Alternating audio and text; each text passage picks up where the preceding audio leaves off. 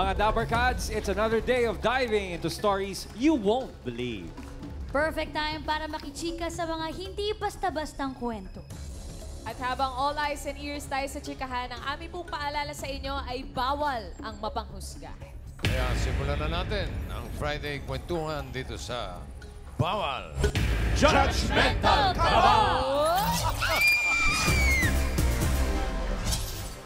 AK and RA. Wow. Yes, bossing. AK and RA, pwesto na kayo. Copy Let's that, go, bossing. Rai. Get ready to lock it. Look at Wait. At sa mga Dabber Cats po na gustong maglaro dito sa Bawal Judgmental Ka Ba, mag-send lang ng audition video at details niyo po sa bawal.eatbulaga@gmail.com. Ayan po sa screen ang mga details na kailangan ninyo, Dabber Cats. Kilalanin na natin today ang makakasama nating kumilatis. Ang ating judge, SK Kagawad at real estate agent from Muntinlupa City. Pasok!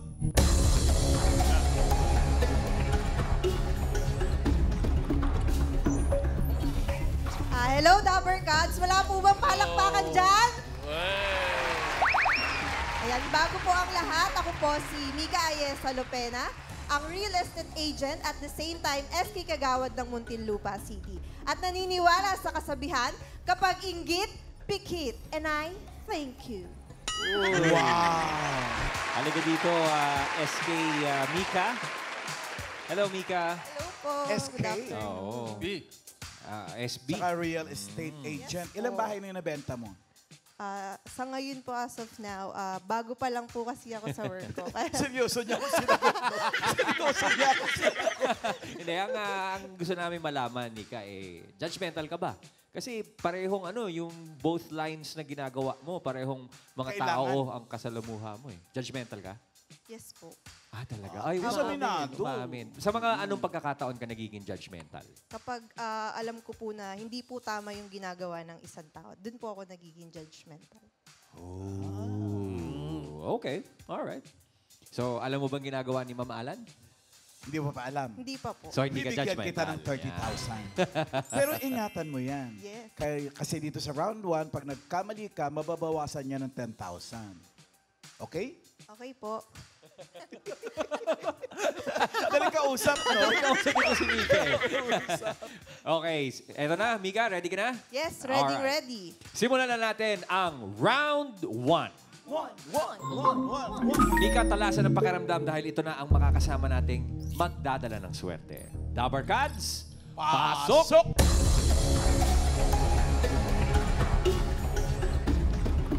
Apat. Pakilala po tayo. Hello, Dabber Cats. Ako po si Arlene Templo. May kasabihan po tayo. Ang taong hindi marunong lumingon sa pinanggalingan ay hindi makakarating sa patutunguhan. Tama. Totoo na ba? Hello, Dabber Cats! I'm Marica Rabutaso from Kalayaan, Laguna. Kung ayaw mo maloko ng kapwa mo para kayo umasenso. Next. Hi, Dabber Gods. Ako po si Imelda Aldea. Taga Mandaluyong po. Naniniwala po ako na kapag maraming itinanim, maraming ding aanihin. Next. Hello po, Dabber Cats. Ako po si Christina Enem na naniniwala sa kasabihan, ang oras ay mahalaga. Tinagalog lang eh. Time is gold yun eh. Di ba po? Mika, ano sa tingin mo ang mga kwento nila? Or isang kwento na lang kung gusto mo. Generalize. Ano sa tingin mo? Isa po silang mga natitinda po sa karinderya. Ba't mo nasabi yun? Wala, yun lang Dahil po dun naman. sa Apo. ang oras ay mahalaga? Yes. Okay. Mika, ganito bibigyan ka pa namin ng chance na kilatisin ang mga kasama natin for today. Ngayon, tingin na muna. Eye to eye to eye. Tingnan po natin si Mika. Sige, Mika, tingnan mo sila sa mata. Pakiramdaman mo mabuti. Ano sa palagay mo ang kwento?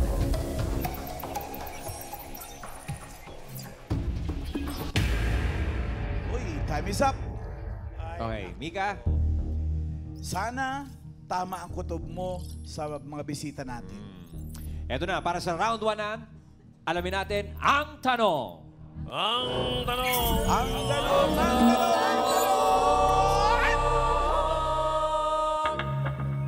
Sino sa kanila ang first time na may bibisitahing anak ngayong undas?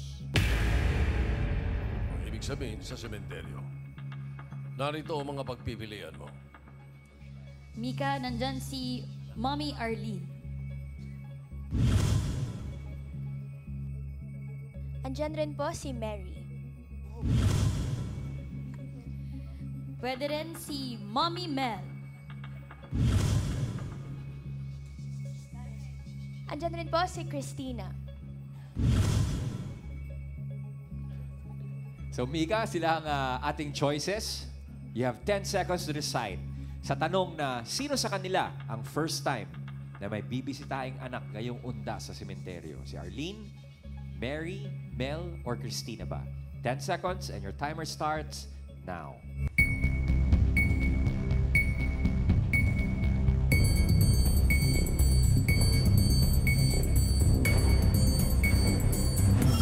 Mamalan, hindi niya tinapos yung 10 seconds. May choice na agad siya. Meron na agad? Judgmental ka nga. Sino, Mika? Sino? Sabihin mo lang. Yung last po, si Christina. Si Christina. Bakit?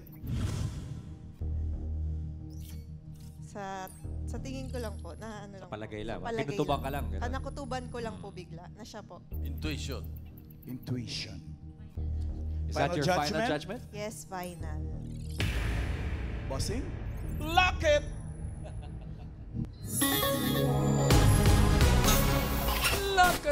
Okay, so sa tanong na sino sa kanila ang first time na may bibisitahing anak ngayong undas, si Christina ang iyong napili. Tama kaya si Mika?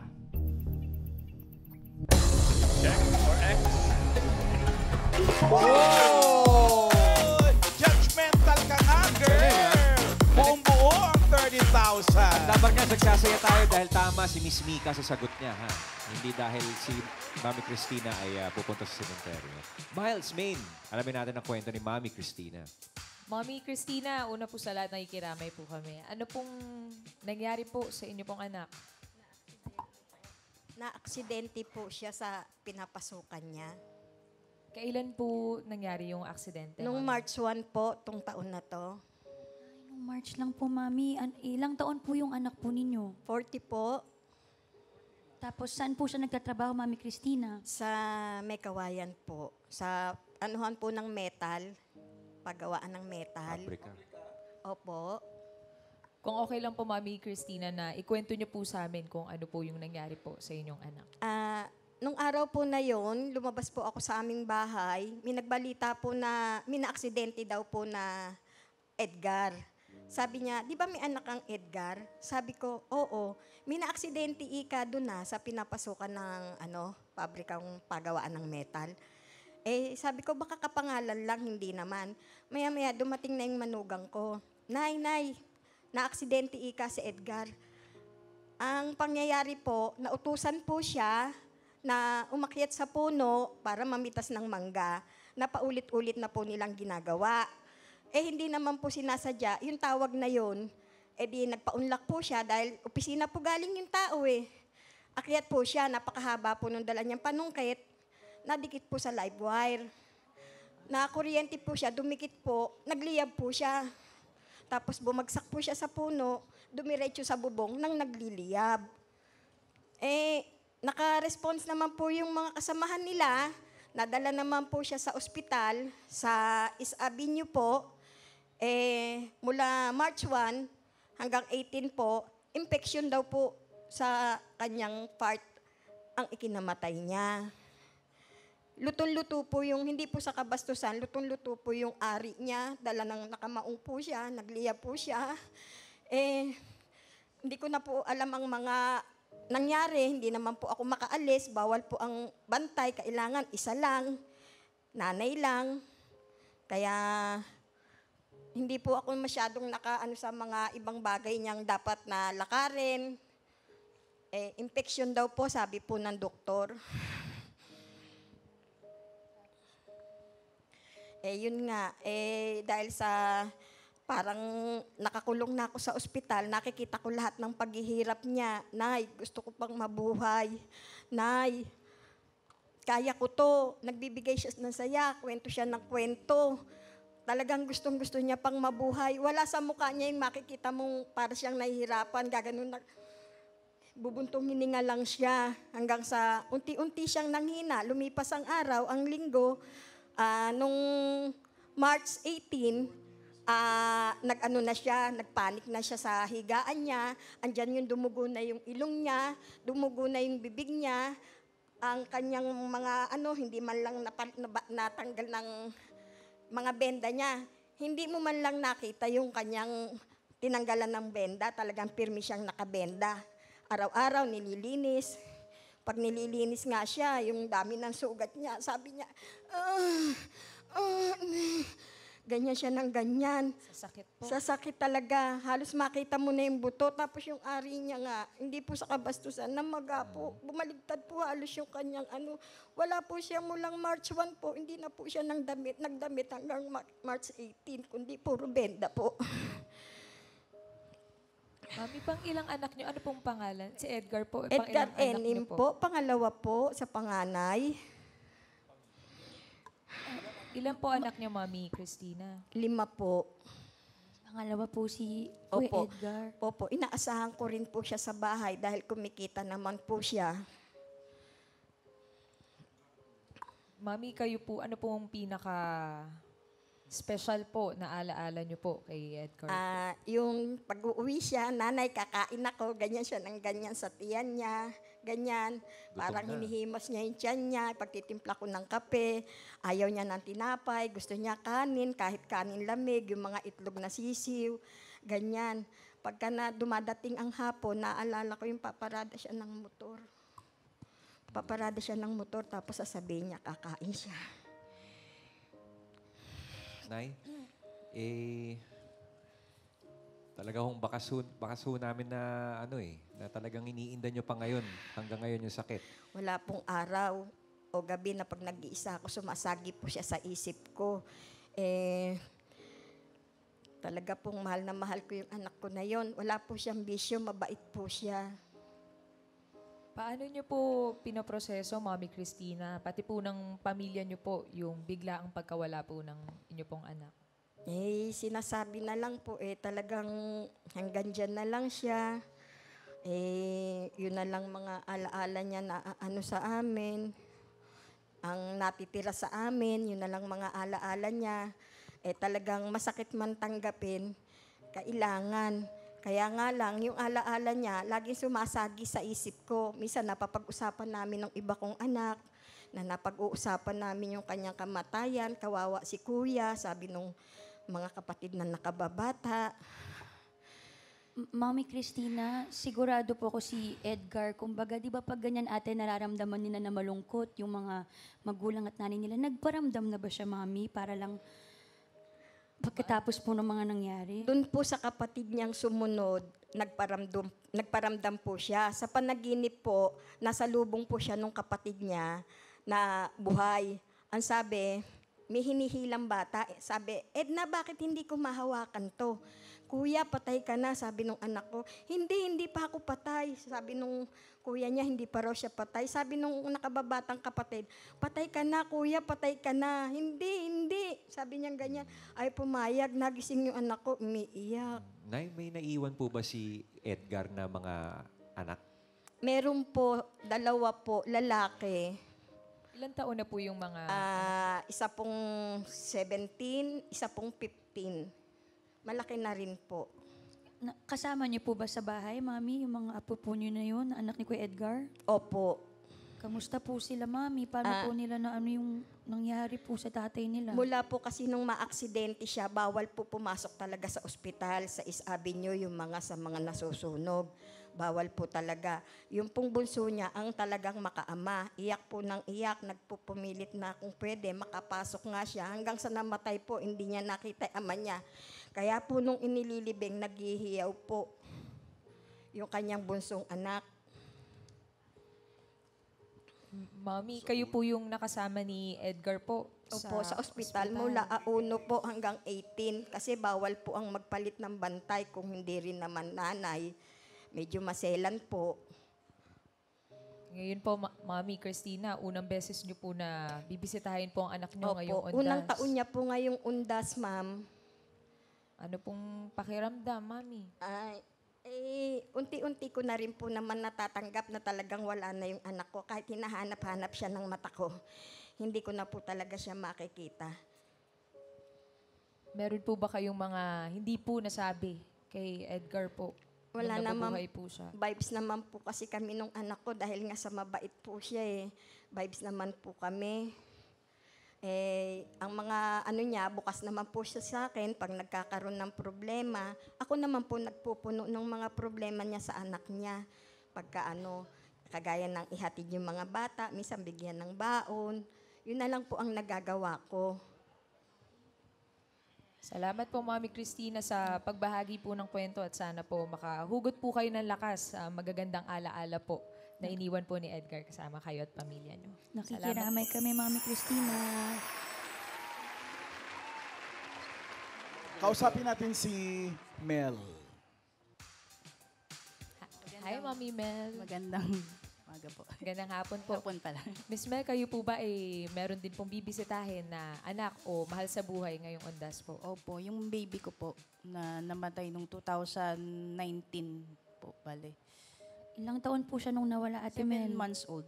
7 months? Paano po ang nangyari, Ate Mel? Simpleng lagnat lang na parang rest off ko lang nun sa trabaho. Tapos, nilagnat lang. Yung normal na lagnat. So, tayo mga nanay, naiyak.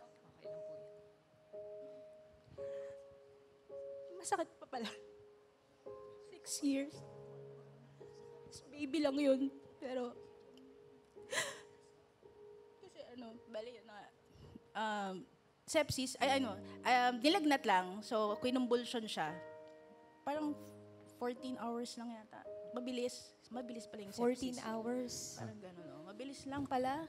Wala akong kaalam-alam po ano yung sepsis na na simpleng lagnat, dapat pala itatakbo mo na talaga yung baby. Maliit, lalo na kung maliit. Gano'n siya kabata noon? Ilang 7 months 7 po. months.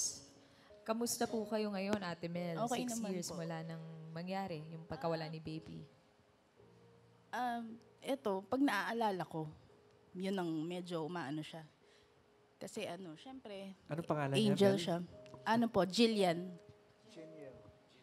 Ate Mel, hanggang ngayon ba, kumbaga, kinakausap mo pa rin si Jillian? Actually, kinuha ko na yung ash niya nasa bahay. Kasi parang gusto ko lagi siya nandyan. Ganun. Yun. Kamusta po, Ate Mel, yung mga kapatid niya nung nawala po si... Maliliit pa eh. So, hindi nila talaga, hindi nila naiintindihan.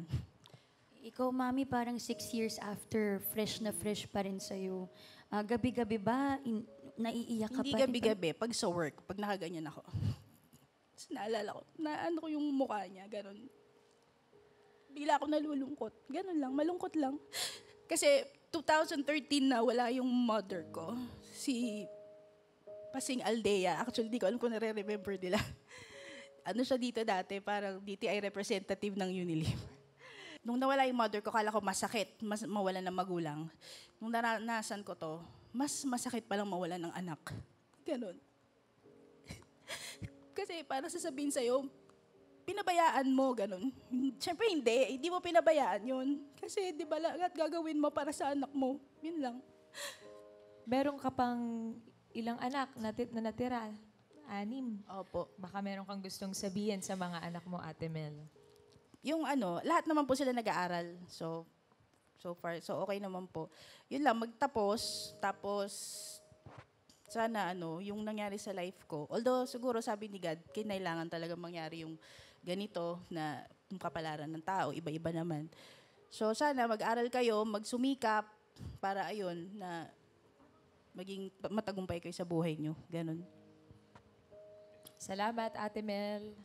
Pakatatag ka Ingat at po panghuhutan palagi. mo lang lakas yung 6 mong anak at yung asawa. Thank you. Salamat po. Si Mary. Kanina pa siya umiiyak. Si Mary, oo, umiiyak siya. Hindi pa siya kinakausap. Magandang hapon po. Miss Mary, kayo po, meron po ba kayong bibisitahing anak sa... Opo, pagkatapos po dito, dadaan po ako sa kanya. Ano pong nangyari sa anak mo, Ate Mary? Yun po yung nakasama po siya sa hazing. Hazing? Opo, sa hazing po. Ano pong pangalan, Ate Mary? Tsaka ilang taon na po yung anak niyo po noon? 18 years old po. RR Rabutaso po. RR. Kailan po nangyari at ano pong nangyari kung okay lang po na balikan po at ikwento niyo po sa amin ulit? Ang nangyari po yun ay March 20, 2022.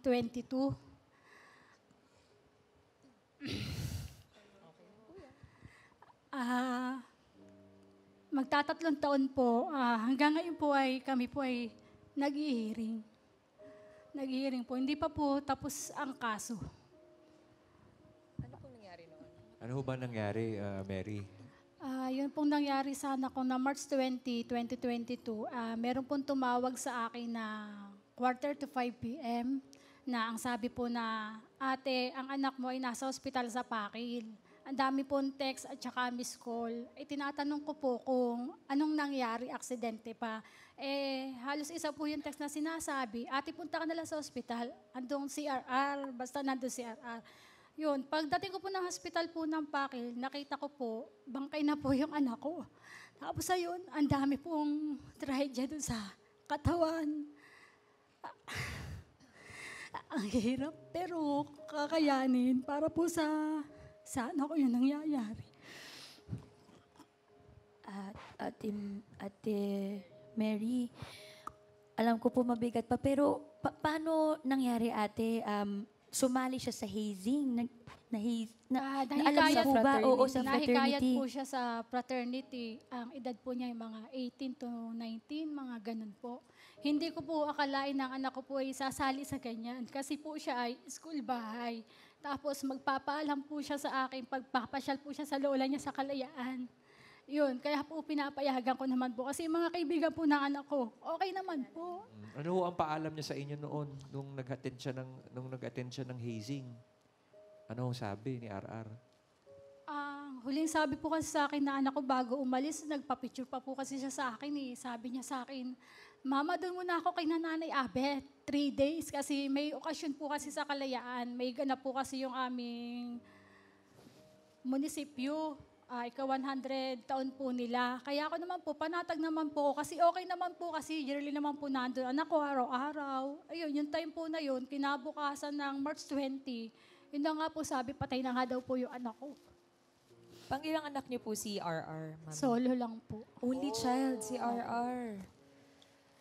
Yung pagsali po ba niya sa fraternity, pinaalam po ba niya sa inyo pong mga magulang o nalaman niyo po ba, nakaramdam po ba kayo na sumali siya ng fraternity? Wala po.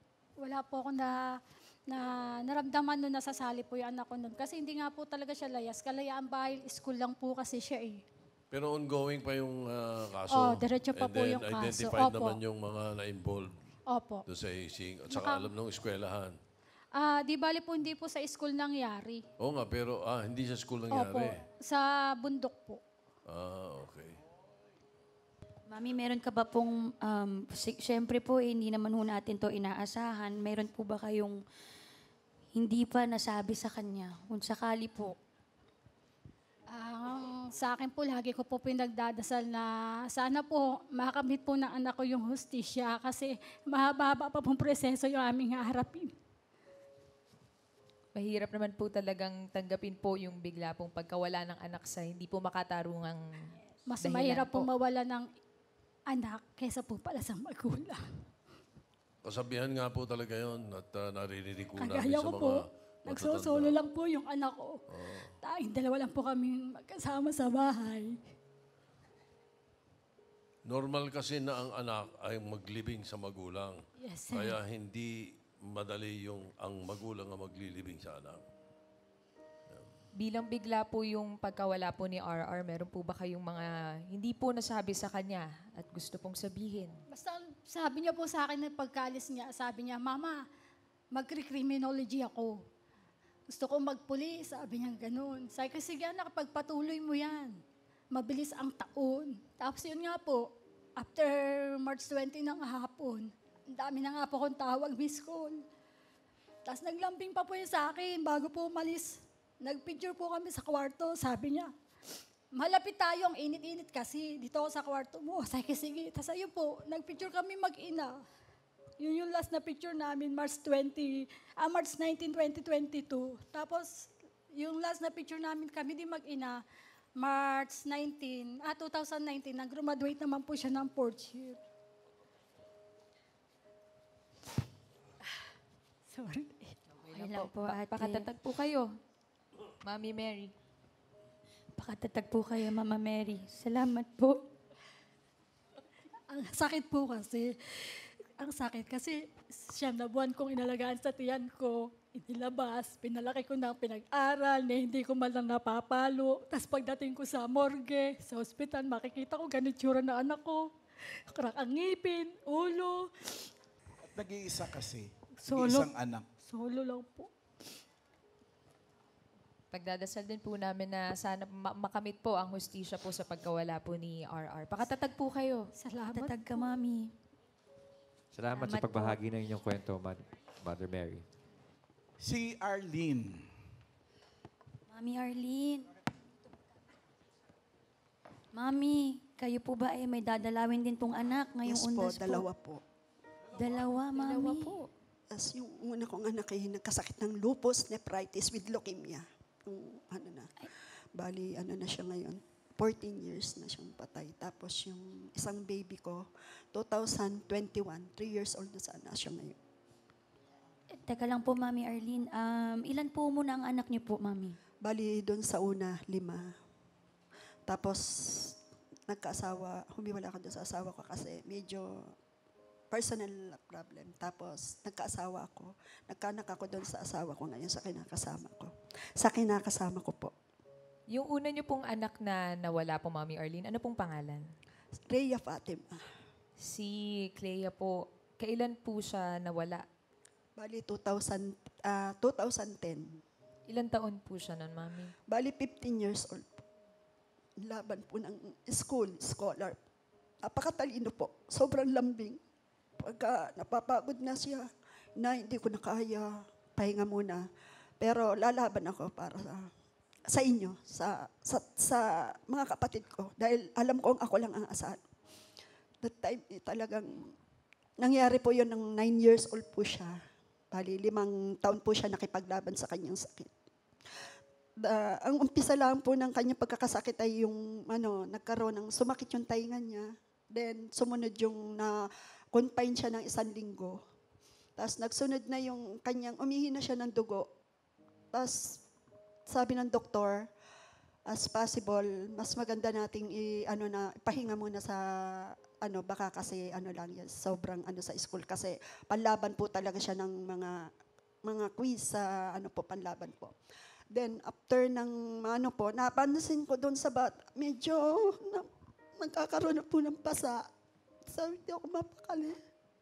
Sabi ko doon sa biyanang ko, Nay, Rhea, bakit gano'n? Namamasa yung baka nanunula. Sabi ko, Inay, iba na po yung kulay ng anak ko po. Kasi lagi niya idinadayin yung paa niya. Sabi na yan, sakit ang paa ko. Bakit gano'n?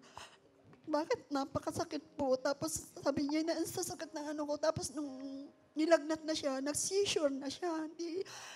Di ako naman po inahirapan na rin pong sa public. Kasi sa public, hindi naman po inaano ko yung mga ospital. Ang inaano ko lang po. Kasi sa private, naasikaso ng, siyempre kaminsan po, mga lang po, practice na nurse ang nandun sa ospital. Ang ginawa ko po, kahit wala po kaming pera, inano ko po siya sa private para lang maalagaan at ayaw ko yun.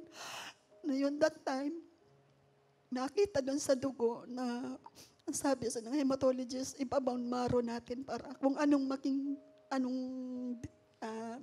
ng sakit niya, ma-detect natin. Yun, pumayag ako, sabi ko, laban lang Ning para patuloy yung mo, dahil alam ko yung pangarap mo, kasi gusto niya talaga maging nursing. Talagang kahit nasa bahay lang siya, kahit na siya grade 4 pala, naglalaro-laro na siya yung mga nagpapabili siya yung ng pang-doktor. Opo. Tapos yung mapon maro na na sabi ng doktor, siya, ikikimo na natin yan kasi medyo stage 2 na yung kanyang pagka-leukemia. Tapos, nung that time na nag-uumpisa na kami mag-chemo, siguro mga 1 year and a half, na naman yung kanyang muka, sabi na, inay, lagi na lang ako niloloko ng mga ko daw lagi may makeup. Yung pala, yung butterfly na yun, yung lupus na yun, apektuhan na yung mga buto niya. Hindi na siya nakakatayo. Hirap na siyang sabi, inay, titigil mo na ako sa pag-aaral ko, hindi ko kaya kasi napakahirap po. Kayanin ko man talaga pero hindi ko po kaya. Pero kakayanin ko pagka po ako'y magaling na. Kaya yun po. Tapos, at that time po, hirap na hirap din po kami sa pagpapagamot dahil kung saan na po ako nanghihingi. Nandyan po na halos sa batasan po, madaling araw pa lang po kami nakapila na po ako doon para makaabot lang po doon sa number na binibigay nila.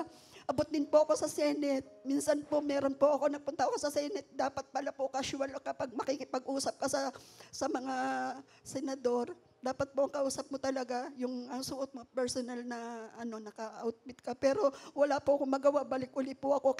Kailangan po ng anak ko, yung pang-chemo ng anak ko, yung ang mahal-mahal po. Kasi ang isang chemo po, 3 beses sa isang linggo. Hirap na hirap po ako, nagkakahalaga po ng 2,500. Ang trabaho naman po ng asawa ko, sapat lang po doon sa 4 po na napasok po, kaliliitan din po.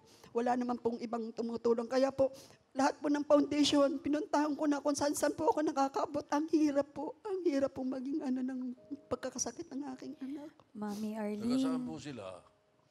Ako po ngayon po, yung sa padalwa kong asawa, taga-Taytay, pero yung una kong Taytay. asawa, taga-Batangas po. Mami Yung Arlene. kinuwento niya kanina, yung una niyang anak, may isa pa eh. Opo. Ano nangyari po doon sa pangalawang anak? Bali, sabi ng doktor, sa high risk na daw po ang pagbubuntis ko. Inianak ko po siya ng walang heartbeat. Ilang taon po kayo noon, Mami Arlene, nung pinagbuntis niyo po? Bali, 43. Tapos po na... 44 po pala. Tapos po sa 9 months na yun, Mami, healthy naman po. Opo, okay naman po. Nagpapacheck up po ako. Tapos yung yung heartbeat na nung at that time, nung in-ultrasound na, nung pahuli na medyo hirap na ako, sabi, anong natin, medyo high risk na ang mo, pero tumatagal, humihina ang heartbeat ng bata. Kaya medyo nahirapan po ako sa pag-anak sa kanya. Nasa edad na talagang wala na daw po dapat yung Kailan po nangyari yung pagkawala po ng pangalawa niyong anak, Mami? Pagka-anak ko rin po, bali 2021 po, February 2. Babae din po. Pero napakahirap po talaga mawala ng anak. Napakahirap. Inalagaan mo na siyang nabuwan, tapos mamamatay 15 years old, tapos namatayan. Napakahirap po talaga. Hanggang sa ngayon po, hirap na hirap po. Napakahirap po. Kaya yung po mga anak ninyo, alagaan niyo po ng maayos. Napakahirap po mawala ng isang anak. Yan lang po masasabi ko sa inyo. Ramdam po namin, Mami Arlene, yung sakit po na hanggang ngayon po ay nararamdaman ninyo kahit po medyo matagal na pong nawala yung isa niyo pong anak. At nawalan din po kayo ng pangalawang anak nung 3 years ago. Saan po kayo humuhugot ng lakas ngayon, Mami Arlene? Humuhugot po ako ng lakas doon. Din pa po doon sa aking namatay na yun dahil ang ramdam ko po sa kanya, lagi po niya akong ginagabayan. Kahit ako'y nagkakasakit po, lagi po siya nasa tabi ko. Kasi halos nung kami nagpapacheck up, lahat napunta sa simbahan. Pag namamasyal ako lang, dahil lagi nasasabihin niyan, pag iba mag-aalaga, hindi. Ang inay ko lang ang mag-aalaga sa akin. Halos nung siya'y tubuhan na, sabi niya sa akin, inay, kayanin ko man, pero hindi ko na kaya. Pero you're the best mom in the world, hindi mo ako pinabayaan. Thank you, Arlene. Maraming salamat sa pag-share ng iyong kwento. Maraming salamat sa mga nanay na kasama natin ngayon sa pag-share ng kanilang kwento kahit napakabigat. So, update muna tayo kay May Mika. 30,000. Buong-buo pa ang iyong 30,000 Congrats. pesos. Congrats, Mika. Hindi madali para sa isang magulang ang mawala ng anak. Pero kailangan maging matatag at humugot ang lakas sa mga magagandang alaala na iniwan nila. Sila magsisilbing angels na gagabay po sa inyo.